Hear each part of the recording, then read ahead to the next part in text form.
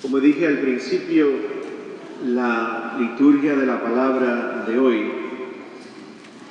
toca el tema de la oración y del cómo orar. Y realmente la oración o la forma en que tú y yo oramos van a decir mucho de cómo es nuestra relación con Dios y va a decir cuál es nuestra imagen de Dios, nuestro entendimiento de Dios. Todo eso sale a la luz cuando tú y yo oramos, no nos damos cuenta. Pero realmente es la forma más rápida de saber quién es Dios para ti y para mí, por la forma en que nos relacionamos, y ya que la oración es relación con Dios. Si tú quieres saber quién es Dios para ti o yo para mí, simplemente exploremos un poquito nuestra forma de orar y nuestro entendimiento de la oración. Por lo tanto, la liturgia de la palabra fue muy sabia hoy, porque nos coloca dos escuelas de oración. La primera es la más universal, es la más humana, es la más básica de todas las formas de relacionarnos con la divinidad, y es negociar. Voy a negociar con la divinidad, voy a negociar con Dios. Y nos presenta esta historia tan increíble de Abraham en la historia de Génesis. Abraham se encuentra en una situación difícil, quiere de alguna forma parar la ira de Dios contra las ciudades de Sodoma y Gomorra. Y Abraham comienza a orar y a hablar con Dios de la forma más universal y más básica que hay, que es negociar con Dios. Si Abraham considera de que a Dios hay que pararle su ira, a Dios hay que ofrecerle algo. ¿Y qué es lo que le ofrece primero? 100 gente buena. Si yo encuentro 100 gente buena en Sweetwater, Dios no va a acabar con Sweetwater. Entonces empieza a buscar los 100 gente buena y se dan cuenta que no hay 100. Y comienza lo que yo llamo una subasta al revés. ¿Saben lo que es una subasta, verdad? Vamos a subastar aquí al diácono y a ver quién da 100 y ver quién da 200 y 300. Y la subasta que hace sube el precio. La subasta de Abraham es al revés. Trata de subastar 100, no aparece, y empieza 50, 45, 40, 30, 20 y termina con 10. Y no encontró a 10. Por lo tanto, la negociación con Dios no va muy bien. Al punto, a mí me encanta Abraham, al punto que en un momento le dice a Dios, no te enojes. Como diciéndole a Abraham, no la agarres a Dios, no la agarres conmigo, yo soy aquí el mediador entre esta gente y tú, yo estoy tratando de resolver el problema, no te enojes conmigo, pero y trata el pobre hombre de buscar por lo menos 10 gente. Ya sabemos el final de la historia, que no encontró a 10 personas buenas y Dios con su ira destruyó a Sodoma y a Gomorra. Es una historia del Génesis. ¿Qué dice esta forma de Abraham de lidiar con Dios? Recuerden que esto es el principio de la revelación. Esto es los comienzos de cómo el ser humano va a ir entendiendo a Dios. Esto es un relato muy, muy primitivo. Pero cuando tú lo miras, descubres que hay varias cosas que Abraham nos dice de lo que él piensa que es Dios. Primero que nada, Abraham piensa que Dios es comprable. Yo puedo pagarle a Dios, sea con 100 gente buena o sea con 10, el precio a que Dios no destruya Sodoma y a Gomorra es buscándole gente buena. Si yo se las presento, Dios aguanta la destrucción. Segundo, parece ser que Abraham entiende que la misericordia de Dios es dependiente de que haya gente de buena conducta. No parece que la misericordia de Dios es dependiente de la naturaleza propia de Dios, del Dios mismo. que Dios es bueno porque Dios es bueno. Dios no es bueno porque uno sea bueno. Dios es bondad. En este momento Abraham no tiene muy claro eso. Por lo tanto, empieza a negociar con Dios. No sé si en algún momento hubiese pensado hacerle alguna promesa a Dios de que si tú me das, yo te doy, pero para que yo te dé, tú me tienes que dar primero, Dios. Y si tú a mí no me das primero, ¿qué le pasa a la promesa? ¿La cumplimos? No, porque Dios no me dio lo que yo le dije que tenía que darme para que yo le diera de vuelta. Una pregunta, ¿alguna vez ustedes y yo hemos rezado así? El que diga que no, la nariz le va a crecer como a Pinocho. Porque todos en algún momento en la vida, sobre todo momentos difíciles, hemos tratado de negociar con Dios de alguna forma. Yo les dije hace unos minutos que esto es una forma aún muy básica y muy primitiva en la historia de salvación. Lo que pasa es que se ha quedado ahí en el aire, ¿no? Y a veces, muchas veces lo hemos hecho. Vamos a movernos más adelante ahora en la historia de salvación.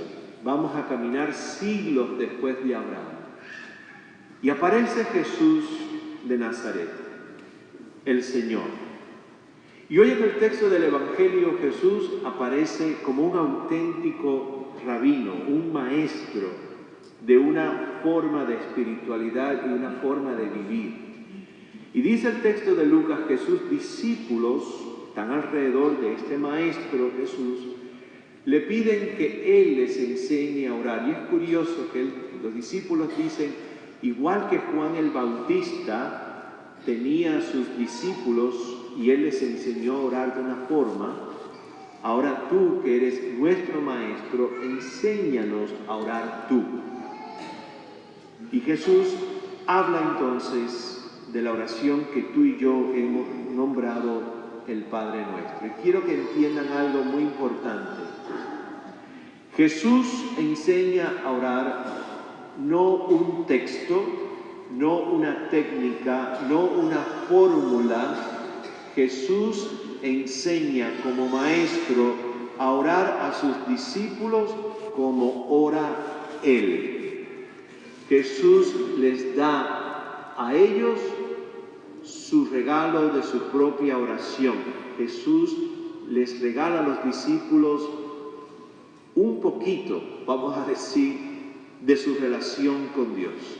Les abre una pequeña ventana para que vean cómo Él, el Maestro, habla con Dios. Y comienza entonces Jesús diciéndoles, háblenle a Dios como le hablo yo.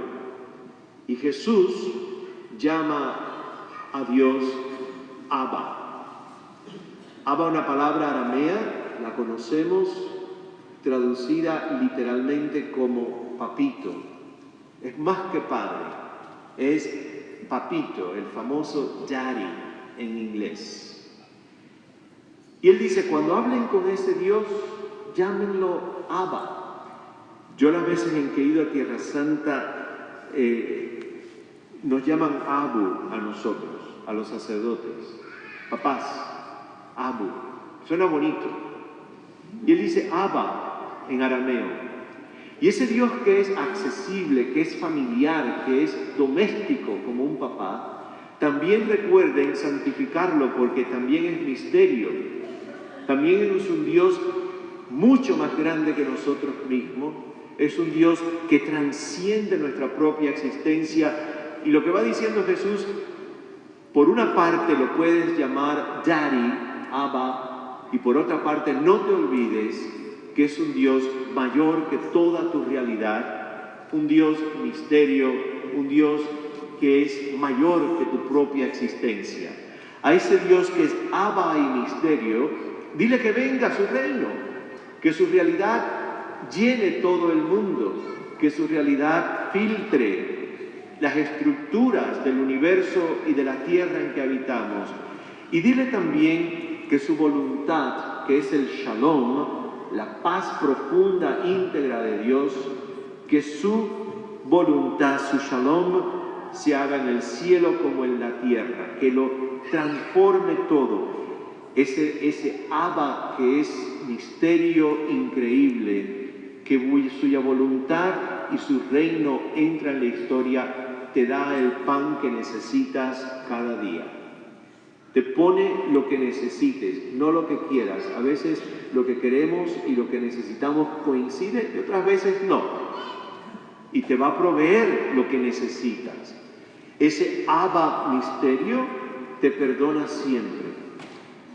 Y te pide que tú y yo también seamos gente que perdona.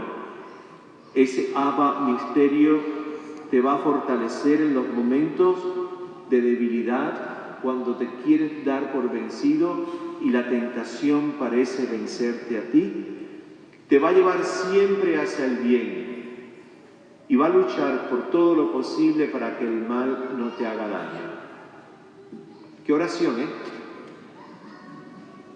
Así oraba Jesús. Pregunta, ¿en qué momento Jesús negocia con el Abba? ¿En qué momento? Ninguno. Ningún momento Jesús negoció con el Abba. En ningún momento promete, si tú me das, yo te doy. Simplemente dice, Él te da el pan que necesitas cada día. No hay negociación, no hay promesa. Lo que hay es que llévense esto a la casa.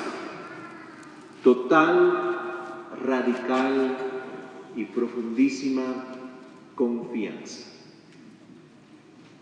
Radical, total y profundísima confianza en este Dios, Abba, misterio, que te ama. Al final del texto, Jesús utiliza dos ejemplos. Uno muy lindo de un papá que dice que aunque es imperfecto ese papá, aunque no es tan bueno como lo es Dios, ese papá terrenal nunca le daría a un hijo que le pide un pan, un pescado y un huevo, nunca le daría ni un escorpión, ni una víbora, ni una piedra. Y él dice, si eso lo hace un padre de carne y hueso, ¿cuánto más tu Padre, el Abba celestial, te dará el Espíritu Santo? Y pone otro ejemplo, el de tres personajes. Uno que es un caminante que llega en la noche a casa de un amigo. El amigo, el segundo, dice que él no tiene nada que darle y se va a casa del tercero, que es el vecino, a pedirle pan, y el vecino dice que no moleste porque son las 3 de la mañana y él y sus hijos están durmiendo hace rato. Uno es un caminante que busca. Es una metáfora bellísima del camino espiritual. Uno es un caminante que busca, que tiene hambre, que tiene sed, que peregrina, que desea. El segundo es un tipo que le dice, yo no tengo nada que ofrecerte. Y el tercero dice, a mí no me molesten que mi vida está perfecta. ¿Cuál de los tres eres tú? El caminante que busca y tiene hambre, el que le dice a Dios, yo no tengo nada que ofrecer, así que... O el tercero que le dice a Dios, mi vida es perfecta, todo está en su lugar, estoy muy cómodo, a mí no me saquen de mi comodidad tampoco. Son tres formas de vivir la vida espiritual. ¿Cuál de los tres somos tú y yo? Y al final del texto, yo le pedí a Dios dos cosas por ti y por mí. La primera, le dije a Dios esta semana, ayúdanos de verdad a dejar de negociar contigo.